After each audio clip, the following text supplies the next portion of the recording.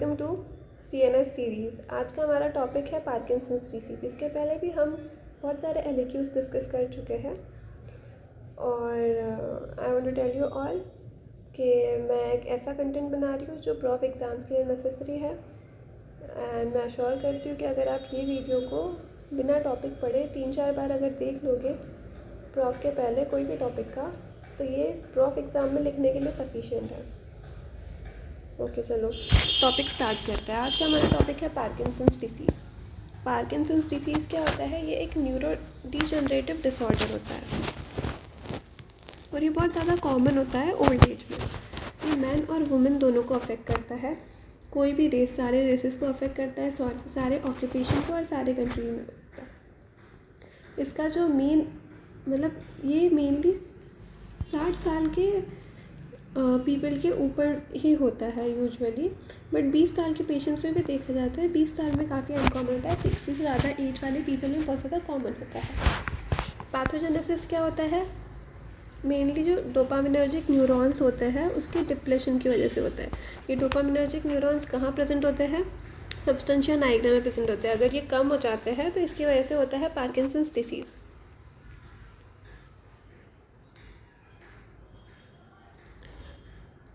और इसके अलावा अगर लेवी बॉडीज़ अक्यूमुलेट कर जाते हैं उसकी वजह से भी होता है।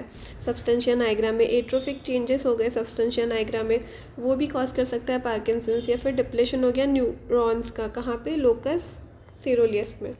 जैसे कि हम डायग्राम में देख पा रहे हैं कि लेवी बॉडीज़ जो है वो सब्सटेंशिया नाइग्रा में अक्यूमुलेट कर गए हैं ये पार्किंसंस के पेशेंट में।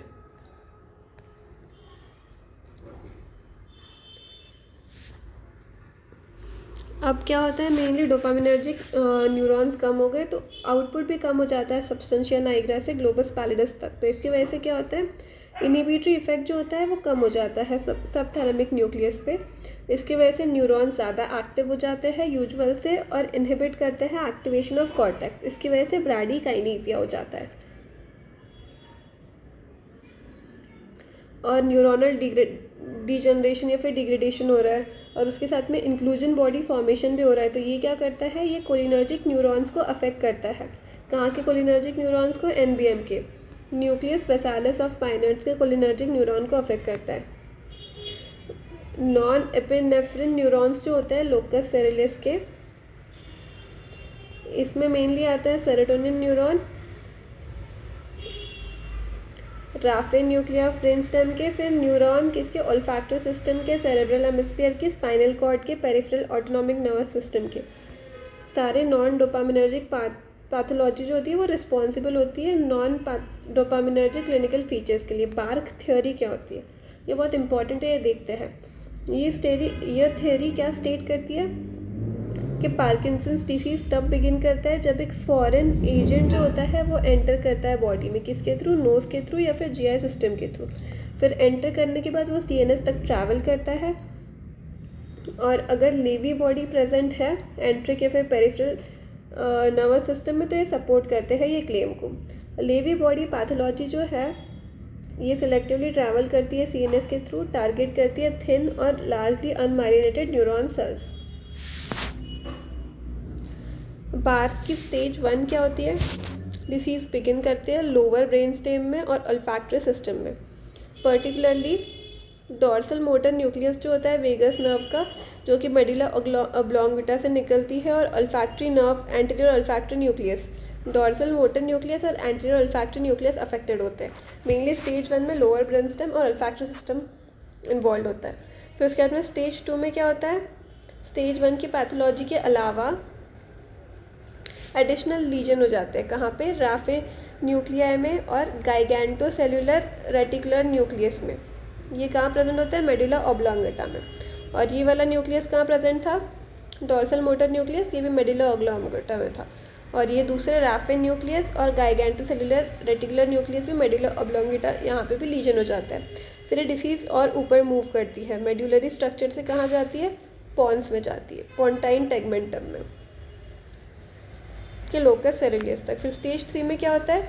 स्टेज 3 के बिगनिंग में सब्सटेंशिया नाइग्रा तक डिसीज़ पहुंच जाती है और लेवी बॉडी लीजन्स जो होते हैं वो फॉर्म हो जाते हैं किसमें, पार्स कॉम्पैक्टा में। फिर स्टेज 4 में क्या होता है, सीवियर डोपामिनर्जिक सेल का डिस्ट्रक्शन हो जाता है पार्स कॉम्पैक्टा में, और मीजोकॉर्टेक्स और एलोकॉर्टेक्स का भी इन्वॉल्वमेंट हो जाता है, नियोकॉर्टेक्स अनअफेक्टेड रहता है।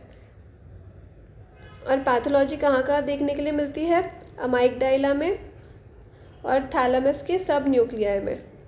सिग्निफिकेंट डैमेज होता है एंटीरियर ओल्फैक्टरी न्यूक्लियस को। स्टेज 5 में क्या होता है, स्टेज 4 तक नियोकॉर्टेक्स अनअफेक्टेड है, स्टेज 5 में नियोकॉर्टेक्स भी अफेक्ट हो गया है और टेम्पोरल, फ्रंटल और पैराइटल लोब तक डिसीज़ स्प्रेड कर गई है। फिर उसके बाद में स्टेज 6 में डिसीज़ ने फुल्ली इन्वेड कर लिया है नियोकॉर्टेक्स को और मोटर और सेंसरी एरियाज ऑफ ब्रेन को अफेक्ट कर रही है और मोस्ट सीवियर है।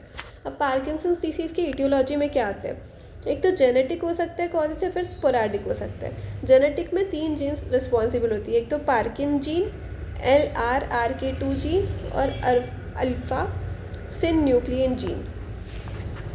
ये जीन क्या करते हैं, ये जीन में अगर डिफेक्ट हो गए तो उसकी वजह से प्रोटीन सिंथेसिस का डिसऑर्डर हो जाता है, प्रोटीन का अग्रीगेशन हो जाता है माइटोकॉन्ड्रिया में। एक्सेसिव प्रोटीन अग्रीगेट जो होते हैं उसका क्लियरेंस कम हो जाता है और फाइनली न्यूरोटॉक्सिसिटी और सेल डेथ हो जाता है। एक मॉलिक्यूलर मॉडल भी होता है पार्किंसंस डिसीज़ में। इसमें मेनली क्या होता है, एटिपिकल पार्किंसोनिज्म जो होता है ये मल्टीपल सिस्टम एट्रोफी की वजह से हो सकता है, सेरेबेलर टाइप हो सकता है जिसको MSAC भी बोलते हैं, या फिर पार्किंसनियन टाइप हो सकता है। मल्टीपल सिस्टम एट्रोफी में MSAP। प्रोग्रेसिव सब न्यूक्लियर पाल्सी की वजह से भी हो सकता है, कॉर्टिको बेसल गैंग्लियोनिक डीजनरेशन की वजह से भी हो सकता है, फ्रंटो टेम्पोरल डिमेंशिया की वजह से भी हो सकता है। सेकेंडरी पार्किंसोनिज्म जो होता है ये मोस्टली ड्रग इंड्यूस्ड होता है और कार्डियोवास्कुलर ड्रग्स मोस्ट कॉमन होते हैं, मेनली मिथाइल डोपा और रेसरपाइन। डोपामिन एंटागोनिस्ट जैसे कि क्लोरपेराजिन, मीटोक्लोप्रामाइड की वजह से भी पार्किंसोनिज्म हो सकता है। एटिपिकल एंटीसाइकोटिक्स जैसे कि हैलोपेरिडोल, थायोरिडाजिन, फ्लूफेनाजिन, पीमोजाइड, क्लोरप्रोमाजाइड, परफेनाजिन, ये सब की वजह से भी हो सकता है सेकेंडरी पार्किंसोनिज्म। और एटिपिकल एंटीसाइकोटिक्स जैसे कि जिप्रासिडोन, एरिपिप्राजोल, रिस्पेरिडोन, पैलिपेरिडोन, ये सब की वजह से। और कॉजेस में क्या आते हैं, ट्यूमर हो सकता है, इन्फेक्शन, वैस्कुलर कॉजेस, कोई trauma, liver failure, Wilson's disease, toxins जैसे कि carbon monoxide, manganese, cyanide, hexane, methanol, carbon disulphide, Wilson's disease, ये सब भी कॉज करता है Parkinson's. Parkinson's associated neurological disorders में आता है Huntington's disease, spinocerebellar ataxia 3, prions disease, dystonia, parkinsonism, DYT3, Alzheimer's disease भी हो सकती है पार्किंसंस के साथ में। इसके अंदर क्लिनिकल फीचर्स क्या होते हैं, इसका ऑनसेट इंसीडियस होता है बट प्रोग्रेशन जो होता है लाइफ लॉन्ग होता है। 4 कार्डिनल मोटर सिम्टम्स होते हैं, ब्राडिकाइनेसिया, स्लोनेस हो जाता है, ट्रेमर हो जाता है, रेस्ट पे रिजिडिटी और पोस्चुलर इंस्टेबिलिटी, 4 ये मूवमेंट सिम्टम्स होते हैं। कॉमन मिसकंसेप्शन है कि सारे पार्किंसंस डिसीज़ के पेशेंट के अंदर रेस्ट ट्रेमर होने चाहिए, ऐसा नहीं है। इसकी वजह से डिले हो जाता है डायग्नोसिस में, जिनके अंदर ट्रेमर नहीं होते उनको हम पार्किंसंस डायग्नोस ही नहीं करते, बट ऐसा नहीं है कि सबके अंदर होता है। फिर उसके बाद में इनिशियल मैनिफेस्टेशन में क्या होता है, एक ही सिम्टम हो सकता है, इसकी वजह से डायग्नोसिस डिफ़िकल्ट हो जाता है। एसिमेट्री जो होता है ये की डिस्टिंग्विशिंग फीचर होता है पार्किंसंस को, डिसीज़ को पार्किंसनिज्म से डिफ्रेंशिएट करने में। Tremors, classical Parkinson's disease tremor होते हैं रेस्टिंग 4 to 6 हर्ट्ज, यूजुअली पहले फिंगर और थंब में होता है, पिन रोलिंग ट्रेमर होते हैं। कोर्स कॉम्प्लेक्स मूवमेंट्स, फ्लेक्शन और एक्सटेंशन ऑफ फिंगर्स होता है। फिर उसके बाद में एबडक्शन और एडक्शन ऑफ थंब होता है, supination, pronation of four arm होता है। ये आर्म, लेग्स, फीट, जॉ, टंग को भी अफेक्ट कर सकता है। इंटरमिटेंट होता है, रेस्ट में प्रेजेंट हो सकते हैं या फिर जब डिस्ट्रैक्टेड है पेशेंट तब होते हैं। डिमिनिश हो जाते हैं जब वो कोई एक्शन कर रहा है और हेड को इन्वॉल्व नहीं करते। रिजिडिटी में लिड पाइप रिजिडिटी होती है, सारे जो भी मूवमेंट्स है उसको रेजिस्टेंस हो जाता है, क्यों, इंक्रीज टोन हो जाते हैं दोनों एगोनिस्ट और एंटागोनिस्ट ग्रुप ऑफ मसल्स जो जॉइंट पैक करते हैं उनके अंदर। जब ट्रेमर सुपर इम्पोज होते हैं रिजिडिटी के साथ में तो इसको कॉगविल रिजिडिटी बोलते हैं। क्लासिकल गेट जो होता है इसको फेस्टिनेंट गेट बोलते हैं। इसके अंदर क्या होता है, वो बहुत स्लोली चलना स्टार्ट करते हैं शॉर्ट एंड स्ट्राइड होता है इनका, रैपिड स्मॉल स्टेप्स होते हैं और टेंडेंसी होती है रन करने के लिए, इसको फेस्टिनेशन भी बोलते हैं। आर्म स्विंग रिड्यूस हो जाता है, इम्पेयर्ड बैलेंस होता है टर्निंग पे, रेट्रोपल्शन या फिर प्रोपल्शन भी हो सकता है, फ्रीजिंग भी होता है। नॉन स्पेसिफिक सिम्टम्स में क्या होता है इसके अंदर था टायर्डनेस हो सकता है पेशेंट में, आर्किंग लिम्स हो सकता है, मेंटल स्लोनेस होता है, depression, small hand writing, Micrographia देखने के लिए मिलता है, एक्सप्रेशन लेस फेस होता है, ग्रीजी स्किन होती है, सॉफ्ट रैपिड और इनडिस्टिंक्ट स्पीच होती है, फ्लेक्स्ड पोस्चर होता है, इम्पेयर्ड पोस्चरल रिफ्लेक्सेस होती है, ग्लोबुलर टैप या फिर मेरसन साइन जो होता है ये, इसमें ग्लोबुलर टैप भी देखने के लिए मिलता है जिसको मेरसन साइंस भी बोलते हैं।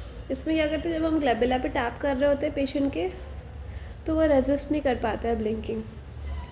ग्लोबुला क्या होता है, area about nose and between eyebrows, इसको ग्लोबुलर रिफ्लेक्स भी बोलता है। नॉन मोटर सिम्टम्स में साइकेट्रिक सिम्टम्स में आता है एंजाइटी, डिप्रेशन, हैलुसिनेशन, कॉग्निटिव में मेमोरी डिस्फंक्शन होता है, इवेंचुअल डिमेंशिया भी होता है, ऑटोनॉमिक में क्या होता है, ऑर्थोस्टैटिक हाइपोटेंशन होता है, यूरिनरी अर्जेंसी होती है, रिटेंशन होता है, सेक्सुअल डिस्फंक्शन होता है, कॉन्स्टिपेशन होता है। ट्रीटमेंट में मेनली हम ड्रग्स यूज़ करते हैं, उसके अंदर आता है लीवोडोपा के साथ में कार्बिडोपा या फिर बेंसेरासाइड। जितना पॉसिबल होता है उतना हमने डिले करना चाहिए लीवोडोपा का इनिशिएशन, और ये एडवाइसेबल है कि हम डोपामिन एगोनिस्ट के साथ में ट्रीटमेंट शुरू करें या फिर स्लो रिलीज प्रिपरेशन यूज़ करें लीवोडोपा का मिनिमाइज़ करने के लिए या फिर डिले करने के लिए long term side effects, particularly patient जो डेवलप करते हैं डिसीज़ बिफोर 70 ईयर्स के एज में। लीवोडोपा इफेक्टिव होता है इंप्रूव करने के लिए ब्रैडिकाइनेशिया और रिजिडिटी। इनिशियल डोज जो होता है 50 mg होता है, 8 से 12 घंटे, हर 8 से 12 घंटे में देना है।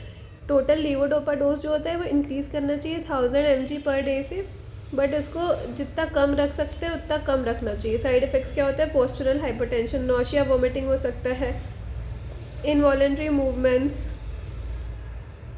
ओरोफेशियल डिस्काइनेशिया हो सकता है, लिम्ब और axial dystonia, depression, hallucination, delusion हो सकता है।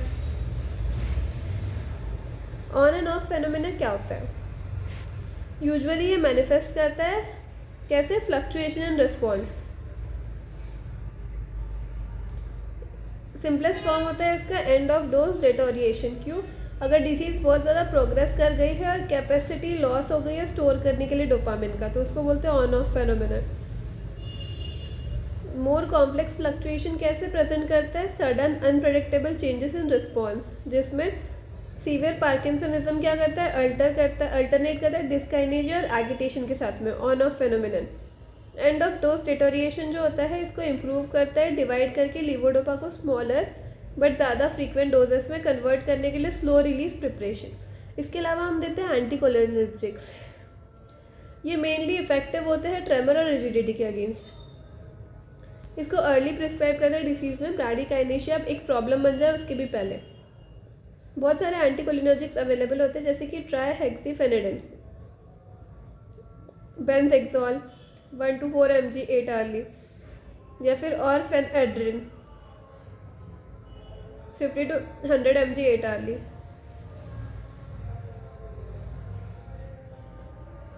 इसको एल्डरली पेशेंट में अवॉइड करते हैं जिसके अंदर ये कन्फ्यूजन और हेलुसिनेशन कॉज कर सकते हैं। इसके साइड इफ़ेक्ट्स होते हैं dry mouth, blurred vision, difficulty micturition और कॉन्स्टिपेशन हो सकता है। डोपा एगोनिस्ट, ब्रोमोक्रिप्टिन, केबरगोलिन, उसके बाद में पैरगुलाइड, रोपिनिरॉल, प्रामीपेक्सोल, एपोमॉर्फिन, ये सब। साइड इफ़ेक्ट्स में nausea, vomiting, orthostatic hypotension, falling asleep, compulsive behaviour. Amantadine जो होता है ये इसके अंदर माइल्ड और शॉर्ट लिव इफेक्ट होता है ब्रैडिकाइनेशिया पे। इसको हम अर्ली यूज़ कर सकते हैं पार्किंसन पेशेंट में पोटेंट ट्रीटमेंट के स्टार्ट करने के पहले। अमेंटेडिन जो होता है ये यूज़फुल होता है कंट्रोल करने के लिए डिस्काइनेशिया। डिस्काइनेशिया यूजुअली कॉस्ट होता है जो हम लोग डोपामिनर्जिक ट्रीटमेंट स्टार्ट करते हैं ना लेटर डिसीज़ में, उसकी वजह से, तो उसको कंट्रोल करने के लिए हम अमेंटेडिन यूज़ करते हैं। इसका डोज जो होता है 100 mg होता है, 8 to 12 hourly। साइड इफ़ेक्ट होता है livedo reticularis, peripheral oedema, confusion, seizures. उसके अलावा हम लोग और देते हैं मोनोअमाइन ऑक्सीडेज इनहिबिटर, जैसे कि सेलिजिलाइन, रेसिजिलाइन। इसका यूजुअल डोज होता है 5 to 10 mg मॉर्निंग में। चीज़ इफेक्ट क्या होता है? पैराडॉक्सिकल हाइपरटेंशन होता है, क्योंकि ये इंटरेक्ट कर जाता है टायरामाइन कंटेंट ऑफ चीज़ के साथ में। इसके अलावा हम देते हैं COMT इनहिबिटर, कैथेकॉल ओ मिथाइल ट्रांसफरेज इनहिबिटर। लीवोडोपा को हम COMT इनहिबिटर्स के साथ कंबाइन करते हैं रिड्यूस करने के लिए ऑफ टाइम और प्रोलॉन्ग करने के लिए ऑन टाइम फ्लक्चुएटिंग पेशेंट्स में। 2 COMT इनहिबिटर्स जो होते हैं वो अप्रूव्ड हुए हैं, उसके अंदर आता है टोलकैपोन और एंटाकैपोन। ये कॉम्बिनेशन टैबलेट होता है लीवोडोपा, कार्बिडोपा और एंटाकैपोन का, जिसको स्टैलेवो बोलते हैं। 100 to 200 mg TID देते हैं। और दूसरे मोडालिटीज़ में आता है सर्जरी में हम स्टीरियोटैक्टिक थैलेमोटोमी करते हैं ट्रेमर को ट्रीट करने के लिए। पैपिलोडोटोमी करते हैं मैनेजमेंट करने के लिए drug induced dyskinesia. Foetal brain cell implantation भी कर सकते हैं। डीप ब्रेन स्टिमुलेशन करते हैं। मेनली ये टारगेट करता है सबथैलेमिक न्यूक्लियस और ग्लोबस पैलिडस को। ये प्रोवाइड करता है dramatic results, particularly of time को कम करने के लिए और डिस्काइनेसिया को प्रिवेंट करने के लिए। बट ये फीचर्स जो लीवोडोपा के साथ रिस्पॉन्ड नहीं करते उसको इम्प्रूव नहीं करता है। ये प्रिवेंट करता है प्रोग्रेशन किसका? नॉन डोपामिनर्जिक फीचर, जैसे कि फ्रीजिंग, फॉलिंग, डिमेंशिया वगैरह को। प्राइमरीली इंडिकेटेड होता है वो पेशेंट जिनके अंदर डिसेबिलिटी हो रही है, लीवोडोपा इंड्यूस मोटर कॉम्प्लिकेशंस हो रहा है और कंट्रोल नहीं हो रहा है ड्रग मैनिपुलेशन के थ्रू। इसके कॉम्प्लिकेशंस होते हैं haemorrhage, infarction, infection. Deep brain stimulus system जो होता है उसके कॉम्प्लिकेशंस में और ये सब हो रहा है, lead displacement, skin ulceration. Gene therapy भी कर सकते हैं। इसके अंदर हम वायरल वेक्टरल डिलीवरी करते हैं इसकी DNA की। ये DNA जो होता है थेरापेटिक प्रोटीन का, ये इनकॉर्पोरेट होता है जीनोम ऑफ होस्ट सेल में और प्रोवाइड करता है कंटिन्यूस और long lasting delivery therapeutic molecule का। नॉन मोटर मैनिफेस्टेशन जैसे कि डिमेंशिया के लिए हम देते हैं रिवास्टिगमाइन, मेमेंटिडिन। साइकोसिस के लिए क्लोज़ापाइन। पोस्चरल हाइपरटेंशन के लिए फ्लूड्रोकॉर्टिसोन। डिप्रेशन के लिए SSRI। कॉन्स्टिपेशन के लिए माइल्ड लैक्सेटिव्स। इरेक्टाइल डिसफंक्शन के लिए सिल्डेनाफिल। Thank you.